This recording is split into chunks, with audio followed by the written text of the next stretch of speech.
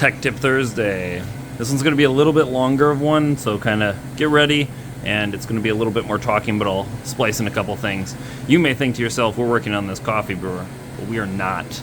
We're actually here, as the complaint is we're having issues with this brewer shutting down and having refill issues, and then we're having issues in our bean to cups, we're having issues with leaking underneath the cabinets. Now, when we're dealing with something like this, we have to ask ourselves, is this a local issue to the piece of equipment we're servicing, or is this a global issue as a water problem? So at this store, if I run both these bean to cups at the same time, so if I run this guy, you can see he's running fine. As soon as I run this one, you're going to hear both these pumps get starved. So as soon as you hear that, and I can actually probably see if I can get one of these stuck on here.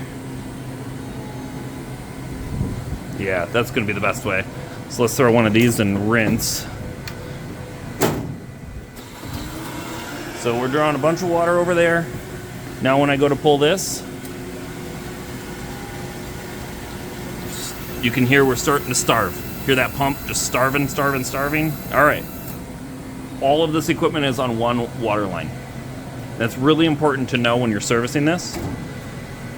So instead of chasing down all of the problems that could be with this, with filling and whatever, that's not our issue. Also, the other dead giveaway is all the backflow preventers under here have been leaking water. You're leaking water on your backflow preventers, you've got a problem somewhere upstream. You have two different sites, or I guess two different options for your water at most of our stores. You're gonna have a Kuno water filter system, or you're gonna have an Attune's RO system. At this site, we have a Kuno water system. Now, I've already tested, and I'll show right now how I test if I have a plugged water filter. For me, I put the red arrow on the bottom of our gauge, and then I come inside and I run some water, just like we did here. And what that does is it's going to take the black arrow and push down on the red arrow, and you'll see that. All right, so here we are. We've got our two water filters, and you're saying to yourself, which one is what? Well, at this store, conveniently, it's labeled. One says soda, and one says coffee. So that is our treated coffee, and that's our treated soda. So they are independent. So in this case, we only have to replace a set of filters, not more than that. Now you're wondering to yourself how this is all plumbed and set up.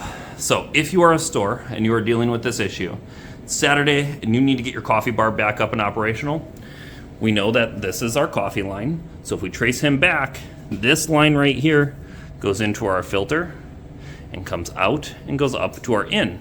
But you'll see there's a T with a bypass, and it says keep closed. As soon as I open this up, we now bypass that filter, and we are now operational in the coffee bar. All of our issues that we're having with our machines should be resolved. Maybe you have a different issue, but this could resolve your problem on a weekend, or you just need to get your stuff up and operational. We did not solve the problem though.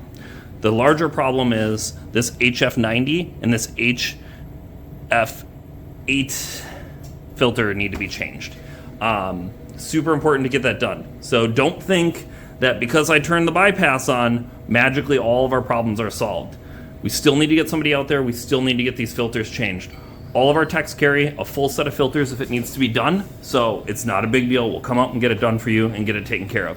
Super critical that these are there. The scale inhibitor and this filter really extend the life of our equipment. Now you're saying to yourself, okay, what if it's not one of these and you have the RO system? The RO system does have a shutdown process. So don't just go in or yank it out and say we're done. You actually do have to follow the process, shut the valves off, and make sure to shut the unit off as well. If you leave that plugged in and leave it running, you will find yourself in a wild amount of expense and motors and diaphragms and additional pieces that are going to go bad if you let that RO system run starved. So when you are shutting down an RO system, and maybe we'll shoot a video, if you guys want a video like that, let me know, of how to actually shut down an RO system correctly so that you're not costing yourself more money at the end. But as we have it set up right here, we're ready to go. The store can go back to selling coffee, cappuccino, bean to cups are going to be happy, and everything's good to go. However, I do have both those filters, and I'm just going to swap them out. I'm not going to show that. That's boring. Everybody knows how to change filters. One's a lefty-loosey, and one's just a quarter turn. So it's certainly not hard, but we'll get the store taken care of, get them up and operational, and make their day a lot better. Hopefully this helps you out. I know it's a little bit longer of a tech tip, but this is one that actually matters. And when I talk about that red arrow, this is what we're talking about. This guy right here, you can put it right to the bottom of the black, and the black is your water pressure for the store. So, super critical. It makes a big difference, and it gets you troubleshooting in the right spot the first time.